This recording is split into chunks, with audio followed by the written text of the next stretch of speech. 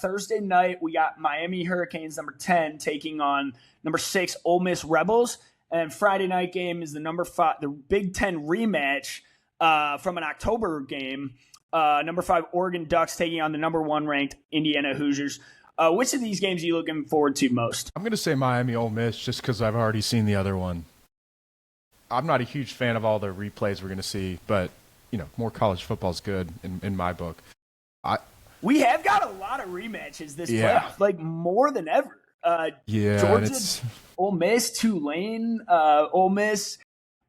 This is Ole Miss's first new opponent, actually. So, wow, and okay, and they haven't played Oregon or Indiana. Okay, that would have been funny if they somehow did 4 in a row. Yeah. I'm looking forward to that game, just because the stuff that Miami did against Ohio State that surprised everybody. Just we know they're good in the trenches. We know they're awesome in the trenches. We know Cristobal, his flaws. We know his flaws, but I think his strength is knowing how to build a team that has a really high floor, physically. They know they can compete with the big boys no matter what. And the thing I'm watching for in that game personally is that the Ole Miss run defense. I think Miami's really going to try to run it on them, even though they're more of a passing team. I think we're going to see a little change here.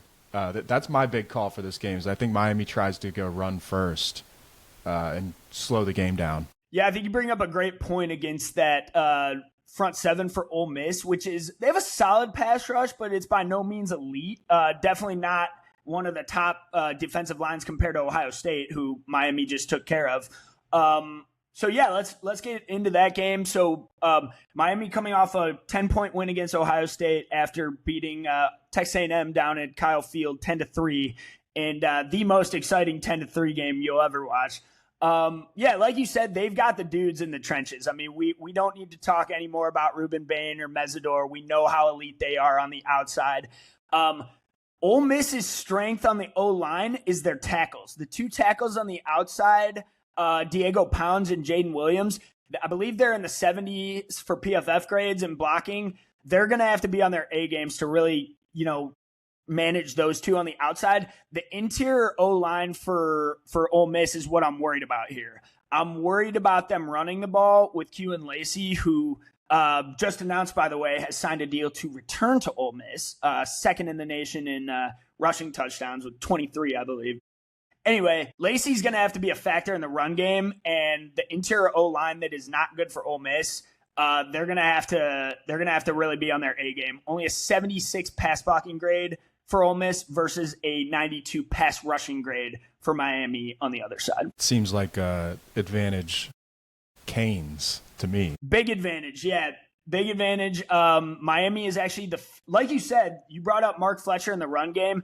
He was critical against Ohio State on early downs, getting them away from 3rd and long. I thought he really, honestly, was their best offensive player. Beck was the game manager, which we'll talk about the quarterbacks here in a second. Beck has won so many football games. We know his record as a starter. We know how experienced he is. He's not going to put the ball in harm's way as much. He's not going to, throw a bunch of turnovers. He's more going to take what the defense gives him, the short throws on 3rd downs. But Mark Fletcher will be key for that.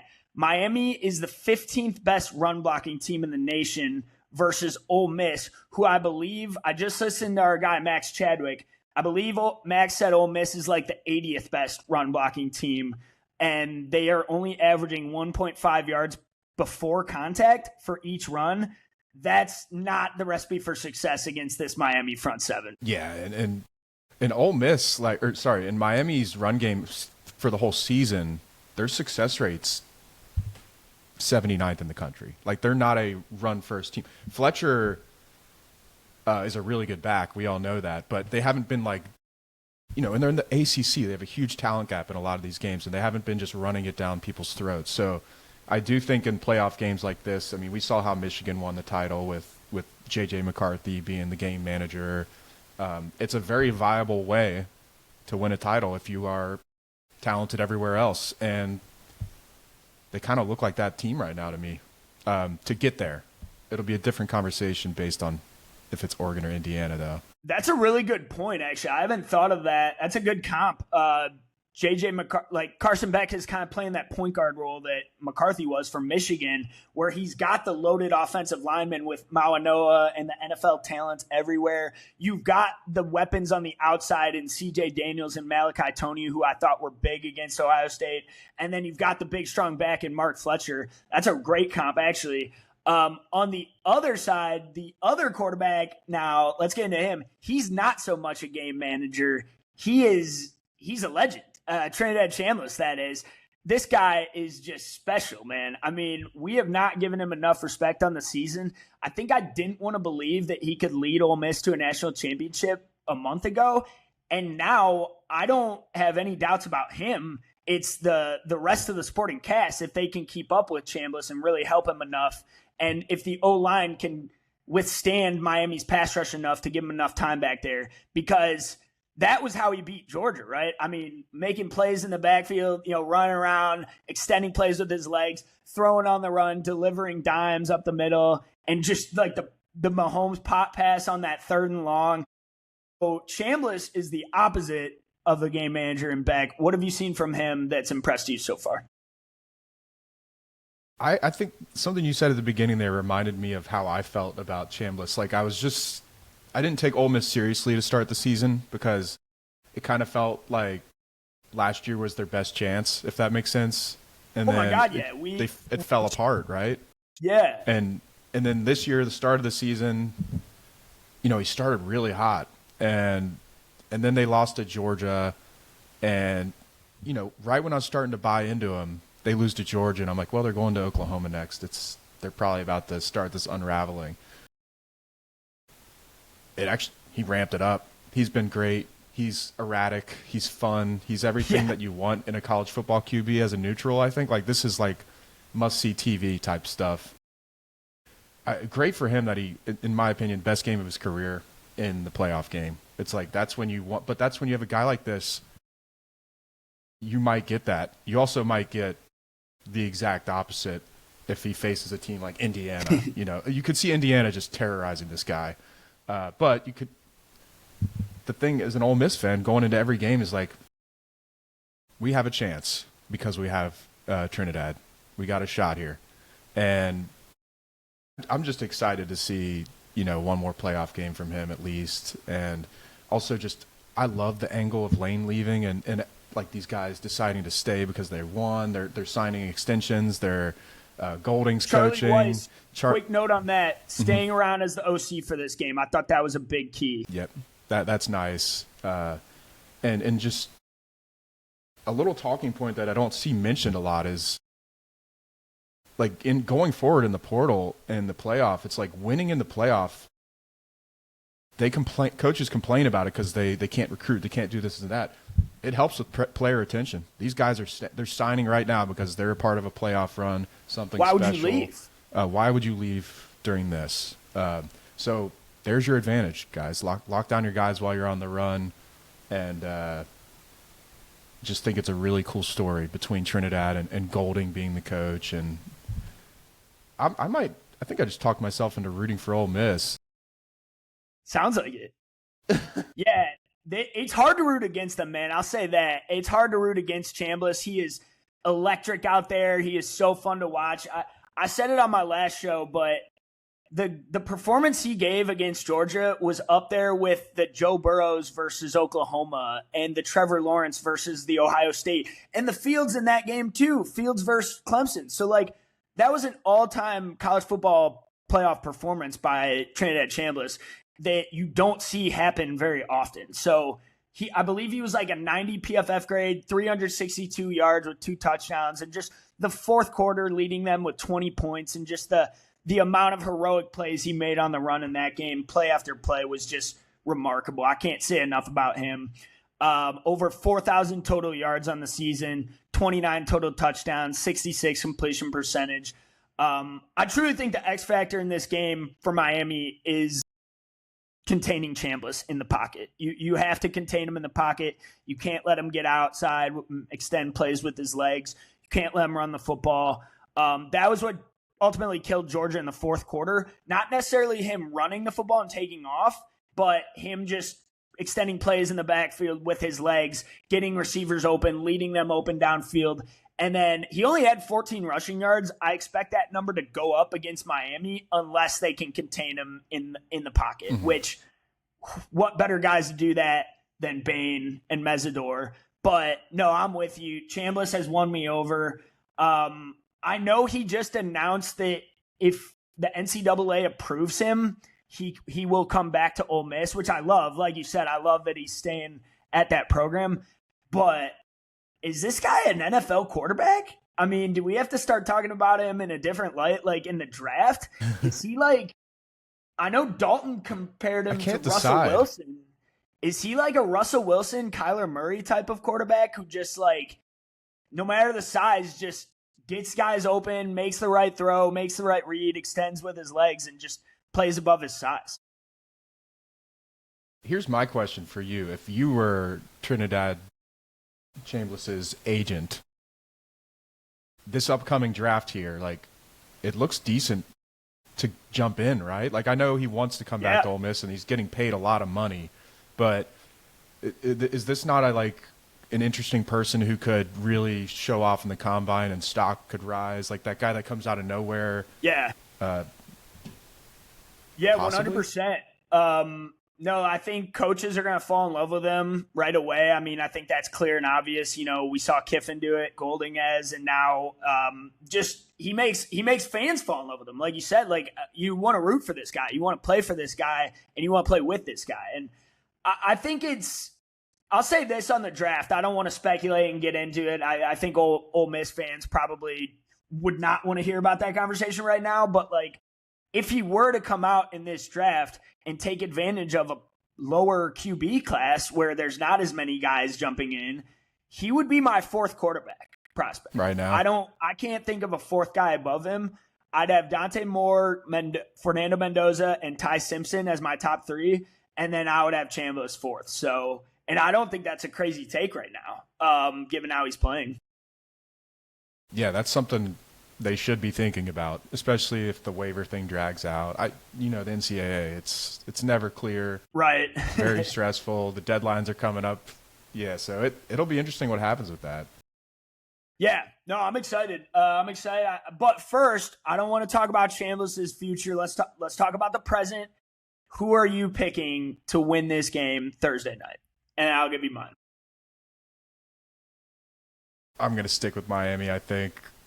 I'm shooting down my Cinderella story. I think I'm going Hurricanes. You told me Ole Miss before. I'm going Miami 2017. 2017, I like it. I am also taking Miami in this one. I think their D-line makes just enough plays. I think they contain Chambliss just enough. I do think he will get outside the pocket and make some plays. I don't think you can shut him down completely. But I also think we have yet to see Beck's best game in the playoffs.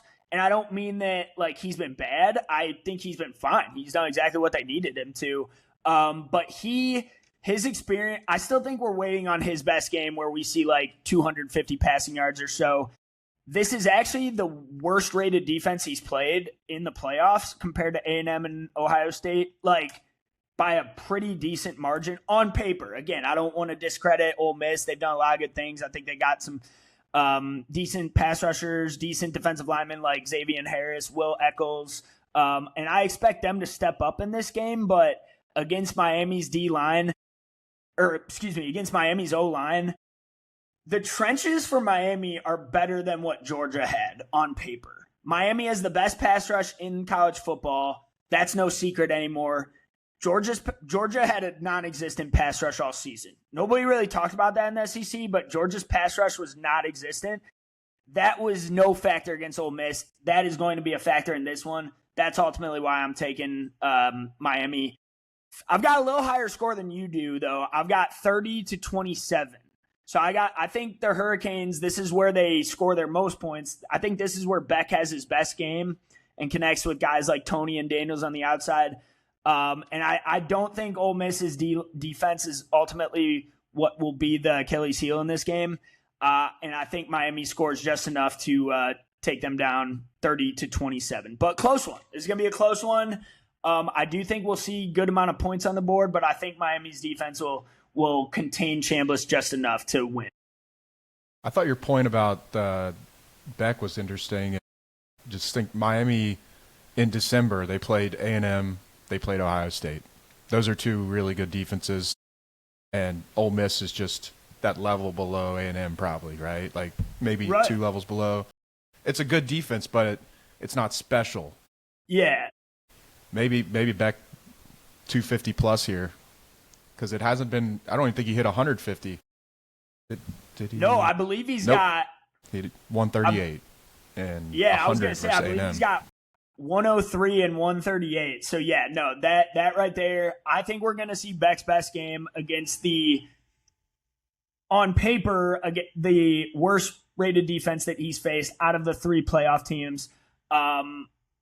When Ole Miss's offense is not going to be the question here. I think Ole Miss's offense will be able to put points on the board. They're actually second in the NCAA in yards, which I did not realize, which is a crazy thing. But like they're lower in points, so I thought that was interesting too. They're like 20th in points, but second in yards. So they're leaving some points on the board. I would say you can't do that against this Miami defense. Their secondary is elite too. We saw Keontae Scott's pick 6 against Ohio State.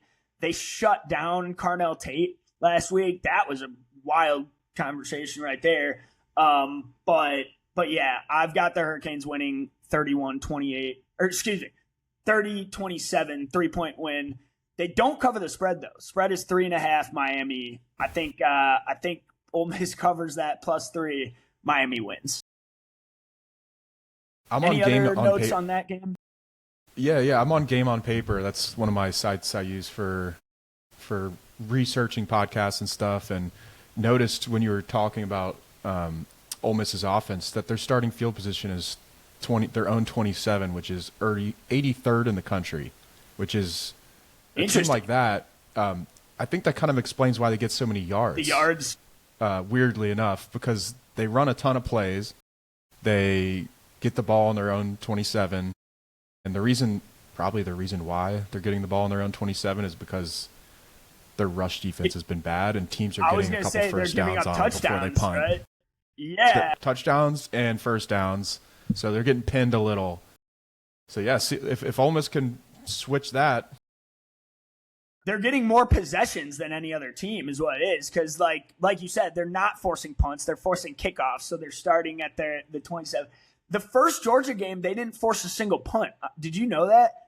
That's insane. The October game, not last week, but last week they forced like 3 punts, and that was the win right there. I mean, forcing Georgia to punt was the trophy right there. So, yeah, I'm with you. I think Ole Miss's defense is ultimately what holds them back in this one, and I think Beck has his best playoff game.